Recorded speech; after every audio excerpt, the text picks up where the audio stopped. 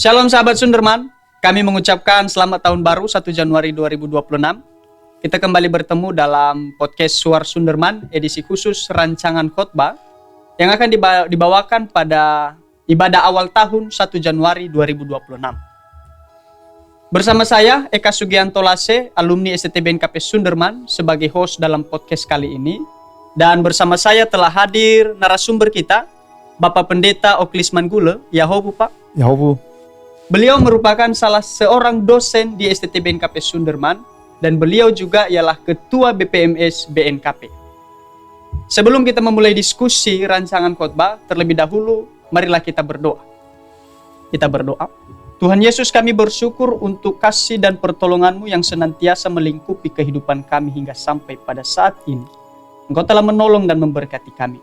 Terlebih-lebih ya Tuhan, kami telah berkumpul di tempat ini dalam mendiskusikan rancangan khotbah yang akan dibawakan pada ibadah awal tahun 1 Januari 2026. Kami mohon tuntunan Roh Kudus-Mu sehingga apapun yang kami diskusikan ya Tuhan dapat memuliakan nama-Mu di atas kerajaan surga.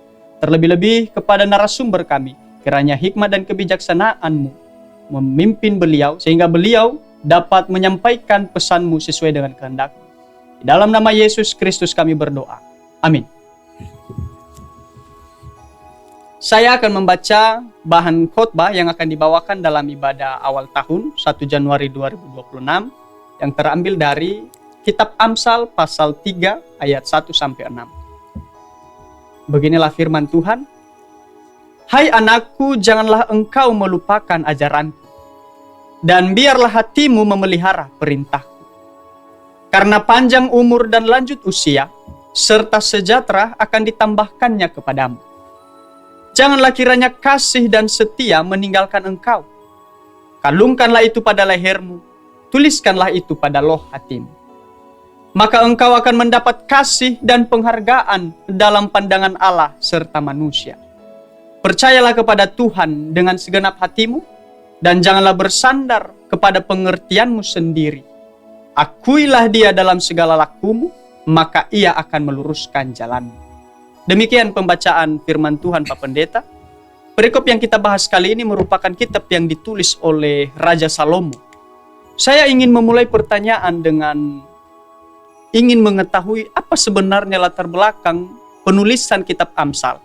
Secara khusus kitab Amsal pasal 3 ayat 1-6. Baik, terima kasih Pak Eka, atau lebih tepatnya Bro Eka ya, karena alumni tadi ya. Iya Pak. Ya, terima kasih kesempatan yang sangat baik bagi saya diberi waktu untuk berbagi dalam sesi ini ya. Tadi sudah dijelaskan bahwa ini adalah khotbah awal tahun 2026. Tentu saya juga sebelum saya masuk untuk menjawab pertanyaannya, saya ingin menyapa kita semua selamat tahun baru 1 Januari 2026. Tentu kita memasuki tahun yang baru ini dengan berbagai perasaan ya. Perasaan yang pertama ada harapan, ada kerinduan, tetapi ada juga perasaan lain, yaitu ada kekhawatiran. Kita tidak tahu apa yang akan kita hadapi. Namun menariknya hari ini, sebelum kita ke materinya, firman Tuhan ini menegaskan bahwa masa depan orang percaya itu tidak ditentukan. Ya, sekali lagi tidak ditentukan oleh ketidakpastian yang ada di dunia ini, yang tadinya ada kekhawatiran, melainkan oleh relasi kita dengan Tuhan. Makanya di renungan ini temanya adalah Allah meluruskan jalanmu. Dalam bahasa Niasnya lobalanyi sangat terewau. Bicara kitab Amsal, ini adalah kitab kebijaksanaan dalam Alkitab Perjanjian Lama yang berisi kumpulan nasihat praktis tentang cara menjalani hidup yang benar, hidup yang adil, dan hidup yang takut akan Tuhan. Dan kitab ini kita sudah tahu bahwa ini ditulis oleh Salomo, namun ada juga penulis lain. Dan kitab ini berfokus pada hikmat untuk membedakan yang baik dan yang buruk dalam berbagai aspek kehidupan sehari-hari. tentu kita bisa menarik sebuah kesimpulan bahwa kitab ini mengajarkan prinsip-prinsip moral yang praktis agar manusia memperoleh pengetahuan, kecerdasan, dan kesuksesan dengan menghormati Allah di dalam hidupnya. Jadi fokus utamanya ialah memberi hikmat ilahi agar pembaca dapat mengerti kebenaran, keadilan, dan kejujuran, serta menghindari kesalahan ataupun masalah yang tidak sesuai dengan kehendak Tuhan. Jadi tema kitab Amsal sebetulnya kalau kita baca keseluruhannya, ini mencakup perilaku, pribadi, dan hubungan, serta disiplin dalam hidup ini, serta pentingnya takut akan Tuhan sebagai awal mula hikmat. Jadi di dalam kitab Amsal kita selalu mendapatkan statement atau pernyataan bahwa takut akan Tuhan itu adalah permulaan hikmat. Lalu selanjutnya kalau kita lihat struktur dari kitab ini terdiri dari berbagai koleksi hikmat dari berbagai periode. Seringkali menggunakan bahasa puitis seperti paralelisme atau perbandingan gagasan, dan juga akrostik, puisi yang berabjad. Sehingga kalau kita baca kitab Amsal, ya menarik dan enak untuk didengar. Dan menurut beberapa para ahli, kitab ini ditulis oleh Salomo lebih banyak. Ya, tetapi juga merupakan kompilasi dari beberapa koleksi hikmat dari penulis di berbagai zaman sampai di tahun 700 sebelum Masehi. Jadi itu kitab disusun mulai dari abad yang ke-10 sebelum Masehi, zaman Salomo, dan yang terbaru itu ada yang berasal di abad ke-4 sebelum Masehi. Jadi kalau kita fokuskan di teks khotbah hari ini, maka perikop ini berisi nasihat seorang ayah kepada anaknya, ya, tentang hidup yang berhikmat dengan penekanan pada ketaatan, kesetiaan, dan kepercayaan penuh kepada Allah. Bro Eka, kita selalu membaca di dalam Amsal ini kata-kata anakku, lalu ada kata-kata juga ayahmu dan ibumu. Jadi ini gambaran hubungan antara ayah dengan anak. Jadi dia memberi nasihat supaya seorang anak itu taat kepada orang tuanya. Dan sebetulnya dalam konteks itu orang tua adalah Allah sendiri. Dan siapa anak dalam konteks ini? Ya orang Israel terutama dan semua orang percaya sampai hari ini. Dan khusus pasal 1 sampai 9, di sana digambarkan bagaimana proses pembentukan karakter anak itu sebagai orang percaya. Dan hikmat yang dia ajarkan di situ tidak hanya sekedar kecerdasan, tapi hikmat di sini lebih kepada hidup yang selaras dengan kehendak Allah. Jadi Bro Eka, kira-kira itu gambaran ataupun latar belakang dari kitab Amsal ini dihubungkan dengan perikop kita hari ini. Jadi latar belakang penulisan kitab Amsal ini lebih kepada nasihat seorang ayah kepada anaknya. Ya. Dan pengajaran yang disampaikan dalam Amsal ini adalah prinsip-prinsip moral dan praktis agar manusia memperoleh pengetahuan, kecerdasan, dan kesuksesan dengan menghormati Allah. Ya. Lalu Pak, bagaimana memahami tafsirannya? Ya. Mulai dari ayat 1 sampai 6 sehingga terhubung dengan ada pesan nasihat ayah kepada anaknya itu. Bagaimana kita menafsirnya? Ada keterhubungan antara itu. Baik, terima kasih Eka. Itu pertanyaan yang mengarahkan kita pada makna perikop ini. Itu bisa kita lihat nanti melalui ayat per ayat. Kalau kita beri penekanan beberapa hal dalam ayat 1 sampai 6, maka ada beberapa hal yang menarik di situ. Kita awali dengan ayat 1, dia berkata, "Hai anakku, janganlah engkau melupakan ajaranku dan biarlah hatimu memelihara perintah-perintahku." jangan melupakan itu ya sama artinya jangan mengabaikan atau tidak mengabaikan atau tidak menyingkirkan firman. Dia menjadi yang utama. Jangan mengabaikan, sama dengan jangan melupakan. Lalu dia memakai istilah biarlah hatimu memelihara. Tentu dalam hal ini hati dalam pemahaman orang Ibrani itu adalah pusat pikiran, pusat kehendak dan pusat keputusan seseorang. Jadi dari dalam hatilah itu semua berasal. Lalu dia mau mengatakan bahwa tempatkanlah ajaran Tuhan itu dan perintah-perintah itu di pusat itu. Dengan demikian, seseorang yang menempatkan perintah Tuhan dalam pusat hidupnya, maka orang inilah yang berkenan kepada Tuhan dan mampu menjalani hidupnya. Oleh karena dia dipimpin oleh hikmat Tuhan. Jadi hikmat itu dimulai dari hati yang bersedia dibentuk oleh firman. Jadi hati manusia ini sebenarnya kalau bukan firman yang membentuknya, maka hati ini akan memikirkan dan nanti melakukan yang bertentangan kepada Allah. Tapi ketika firman yang berada di pusat kehidupan itu yakni hati, maka inilah yang memampukan seseorang itu menjalani hidup berkenan kepada Allah.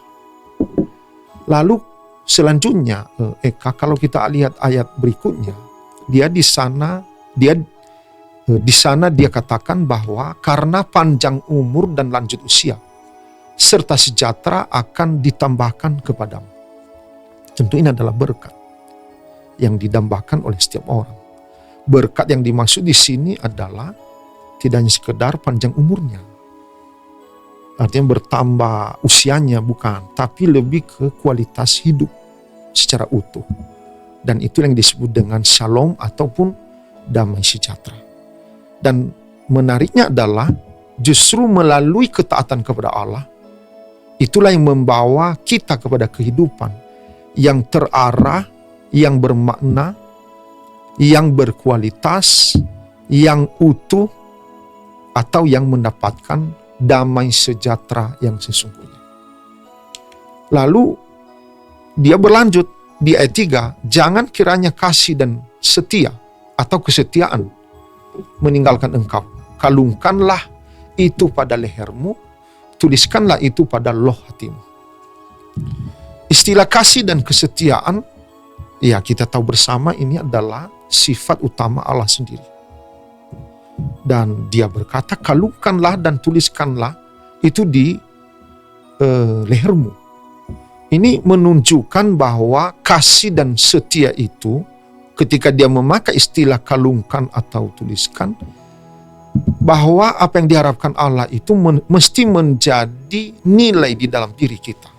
Atau istilahnya internalisasi diri. Mesti konsep kasih dan kesetiaan itu menjadi bagian di dalam diri.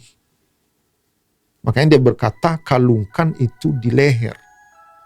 Artinya sesuatu yang dekat, yang menyatu di leher, yang ya seperti kalung lah kira-kira begitu. Nah, dalam arti orang berhikmat tentu mencerminkan karakter Allah dalam relasi sehari-hari, yakni kasih dan setia. Kemudian kalau kita lihat ayat 4, lanjutan dari situ dia mengatakan, maka engkau akan mendapat kasih karunia dan penghargaan dalam mata Allah serta manusia. Nah, lihat di sini bagaimana Allah melalui nasihat ini mengarahkan manusia dalam kehendaknya di hadapan Allah dan di hadapan manusia. Mau mengatakan bahwa hikmat yang sejati itu berdampak vertikal dan horizontal. Ketika seseorang punya hikmat, hatinya tadi mendapat perhatian sebagai tempat akan perintah dan juga nasihat atau ajaran dari Allah, lalu orang itu disebut dengan orang yang berhikmat, maka hikmat yang itulah yang menjadikan seseorang baik di hadapan Allah dan juga di mata manusia. Jadi seseorang yang relasinya dengan Allah baik dan relasinya dengan manusia juga baik. Bukankah ini yang kita dambakan dalam hidup ini? Yaitu seseorang yang relasinya baik dengan Allah dan relasinya baik dengan manusia. Ini yang dipuji-puji, yang dibanggakan. Nah, orang yang punya relasi baik dalam dua arah tadi adalah orang yang punya hidup berintegritas. Orang yang berintegritas. Integritas yang indikator integritas yang hebat itu ialah baik di mata Allah dan baik juga di mata manusia. Karena itu dia meneruskan nasihatnya di ayat 5. Percayalah kepada Tuhan dengan segenap hatimu dan jangan bersandar kepada pengertianmu sendiri. Percaya berarti menyerahkan diri sepenuhnya, bukan setengah-setengah. Percaya, mempercayakan. Jadi seumpama kita pergi ke suatu tempat, Eka, kita tidak tahu tempat itu. Lalu yang membawa kita ke tempat itu juga adalah orang yang sudah kita yakini selama ini. Lalu kita berkata, ya sekalipun saya tidak tahu kemana saya pergi, saya ya percaya sajalah kepada dia. Karena kita tahu bahwa dia mampu dan mengarahkan kita ke tempat itu. Jadi kita mempercayakan diri kepada Allah, itulah percaya. Tentu halangan percaya itu adalah pengertian sendiri. Itu nanti yang kadangkala percaya kita itu seolah-olah tidak penuh. Karena muncul pula pengertian sendiri. Makanya di sini dia berkata, jangan bersandar kepada pengertianmu sendiri. Ada pengertian kita. Tapi jangan kita gantungkan di situ. Kita harus fahami bahwa pengertian sendiri itu ada batasnya. Maka untuk melengkapi keterbatasan pengertian sendiri, salah satunya adalah percaya kepada Allah. Jadi iman sejati itu menuntut kita rendah hati dan menempatkan diri sebagai pribadi yang bergantung kepada Allah. Dan pada akhirnya Eka di ayat yang ke-6 dia malah menganjurkan kepada hal yang lebih konkret. Akuilah dia dalam segala lakumu, maka ia akan meluruskan jalanmu. Mengakui berarti mengikut sertakan Tuhan dalam setiap keputusan hidup kita. Meluruskan jalan bukan berarti tanpa masalah, tetapi hidup dalam tuntunan Allah. Tidak berarti bahwa semua nanti jalan kita di tahun 2026 ini semuanya lurus. Aman-aman saja. Pasti ada belok-beloknya. Iya, ada sedikit kerikil-kerikilnya. Iya, ada sedikit rusak-rusaknya. Boleh jadi rusaknya oleh karena secara alami atau secara dahsyat karena ada malapetaka.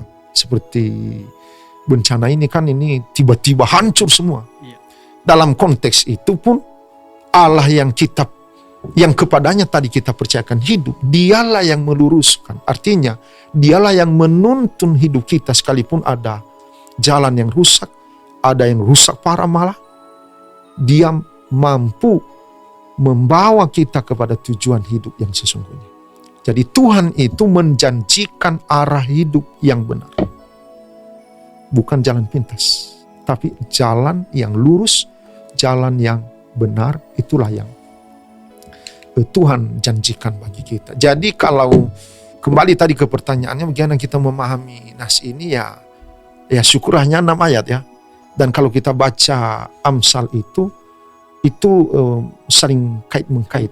Jadi dari ayat 1 nasihatnya itu runtut sampai yang terakhir supaya seseorang itu betul-betul ya mempercayakan dan memastikan bahwa hidupnya ada di dalam tuntunan Tuhan. Begitu, bro. Menarik sekali, Pak. Dan dalam sekali nas yang sedang kita bincangkan ini. Lalu bagaimana perikop ini Pak dapat diaplikasikan dalam kehidupan sehari-hari? Ya. Terlebih dalam memulai awal tahun 2026 yang tadi Bapak katakan bahwa jalan itu ada yang berlubang nantinya ada. Tidak ada kepastian. Bagaimana kita bisa mengaplikasikannya? Baik. Ya, memang begitu kesan kita ya, tidak ada kepastian di tahun 2026 karena kita belum menjalani. Tapi sesungguhnya melalui firman Tuhan tadi dia memberi kita kepastian malah. Tapi kepastian itu ada di dalam jalan atau ada di jalan yang dituntun oleh Tuhan. Tentu kalau di luar jalan itu, ya kita tidak bisa menjamin apa-apa. Kalau kita simpulkan beberapa poin dari sebelum ke aplikasinya, beberapa poin dari makna atau arti dari ayat-ayat tadi, maka bagian yang pertama dia mau mengatakan bagi kita hikmat yang sejati itu berakar pada relasi yang benar dengan Allah. Ini yang pertama. Jadi jangan harap kita mendapat hikmat yang baik kalau tidak baik relasi kita dengan Allah. Yang kedua, ketaatan seperti seorang anak tadi sebetulnya itu lahir dari hati. Dari hati. Dan tidak terutama dari ritual. Oleh karena kemampuan kita melatih diri. Tetapi lahir dari hati yang paling dalam. Lalu yang ketiga adalah kepercayaan kita. Kan tadi dia menyebut ataupun ya menyinggung soal percaya tadi ya. Kita sudah bicara itu ya. Maka percaya kepada Tuhan itu ya menuntut penyangkalan diri kita. Makanya tadi jangan bersandar pada pengertian. Jadi menyangkal memang. Pengertian kita itu harus diletakkan di hadapan Allah sendiri. Dan pada akhirnya nanti dia mau menegaskan bahwa dalam perikop ini Allah sendirilah yang terlibat aktif dalam menuntun hidup umatnya atau hidup kita. Dengan demikian perikop ini mengajarkan bahwa hidup yang diberkati dan terarah.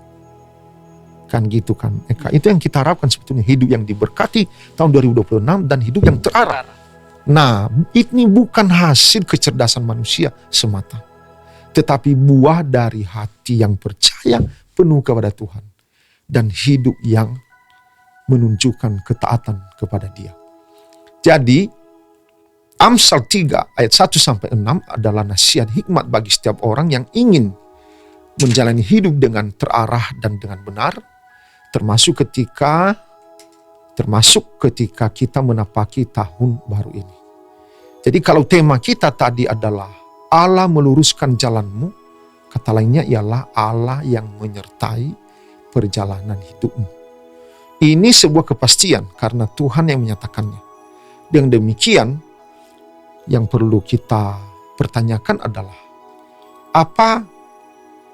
apakah yang sangat penting kita pikirkan dan lakukan di jalan yang Tuhan sertai itu. Katakan ini Bro Eka, tahun baru ya. Biasanya di tahun baru itu banyak kali nasihat di rumah-rumah ya, orang tua sama anak-anaknya.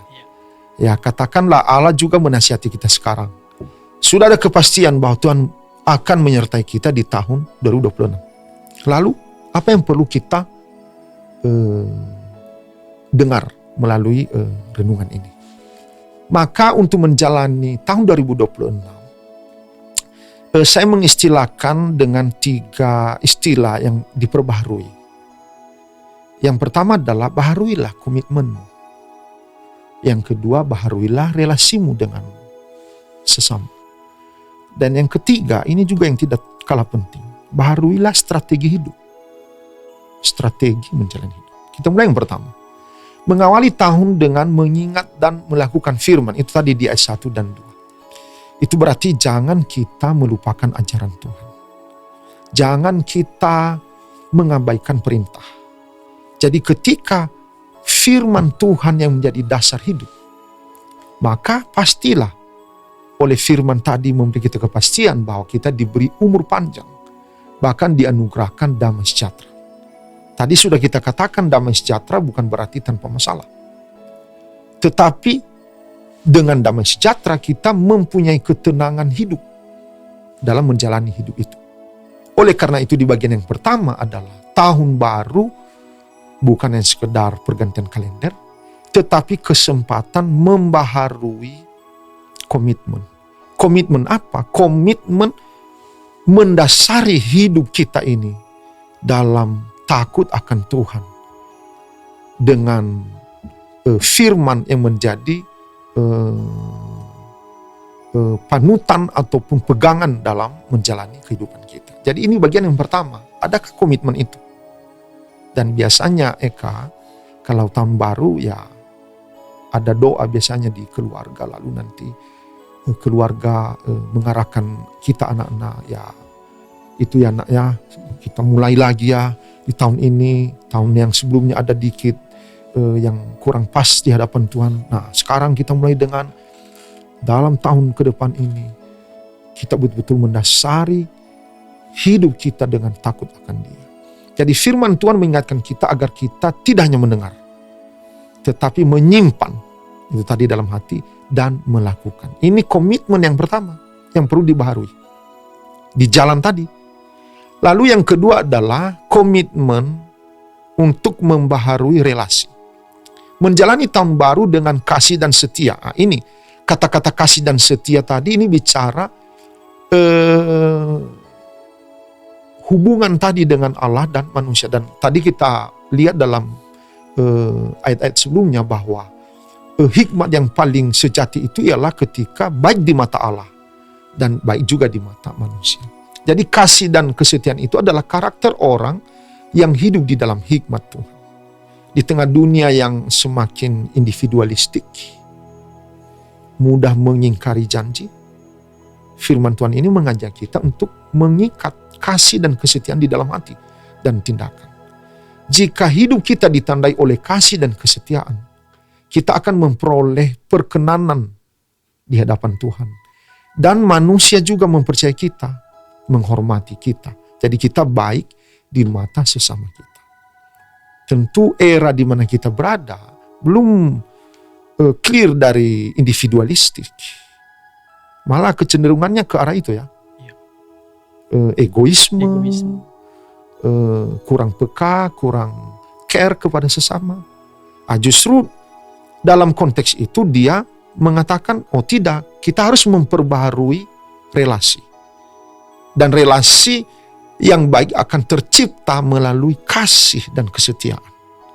Orang akan melihat kita tulus melakukan sesuatu, dan orang melihat kita orang sebagai pribadi yang tidak mudah untuk mengingkari janji. Apa namanya itu? Komit juga. Kata-kata dengan perbuatan sesuai. Nah, itu janji atau komitmen integritas. Jadi orang juga suka begitu. Coba dulu Eka, misalnya ada kawan kita ya, lalu sering tidak komit terhadap sebuah kesepakatan, pasti lama-lama kita mengabaikan dia juga. Betul. Mengabaikan dia juga. Nah, tapi kalau dia selalu pegang janji, dia tulus, kecenderungan secara alami kita mau dekat dengan orang-orang seperti itu. Nah, kalau orang mau dekat dengan kita, nah ini bagian yang kedua tadi, komitmen relasi. Relasi kita dengan sesama kita. Nah, tahun baru adalah panggilan untuk memperbaiki relasi. Ya pasti relasi dalam keluarga saja ya, tahun lalu pasti ada sedikit miss-missnya ya. Ada pasti itu ya, untung aja nanti di tahun baru ini kita salam-salaman lah. Mohon maaf sebelumnya. Tapi tidak boleh berhenti pada maafnya di tahun lalu. Harus ada komitmen memperbaiki relasi di tengah-tengah keluarga. Ya, dalam pelayanan juga.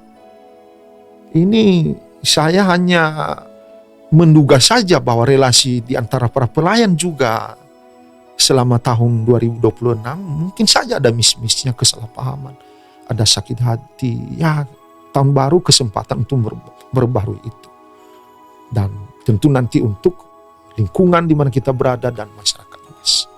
Dan yang terakhir adalah yang menjadi penekanan di jalan itu, di jalan di mana Allah yang menyertai tadi adalah soal yang saya katakan tadi, memperbarui strategi hidup. Kita menyerahkan seluruh rencana kita kepada Allah. Allah belum melarang kita berencana. Yang dia katakan, jangan bersandar pada rancanganmu itu yang adalah hasil pikiranmu sendiri. Tetapi percaya kepada Tuhan, serahkan kepada Tuhan. Percaya kepada Tuhan dengan segenap hatimu dan jangan bersandar kepada pengertianmu sendiri. Itu tadi ya. Inilah inti dari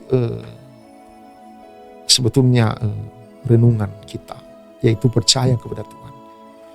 Kita mesti percaya kepada Tuhan. Kita sering membuat rencana dengan matang.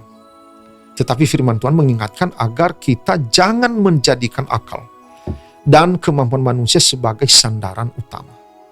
Ketika kita mengakui Tuhan dalam setiap langkah, melibatkan Dia dalam setiap keputusan, maka Tuhan sendiri yang akan menyertai, meluruskan, bahkan mengarahkan kehidupan kita.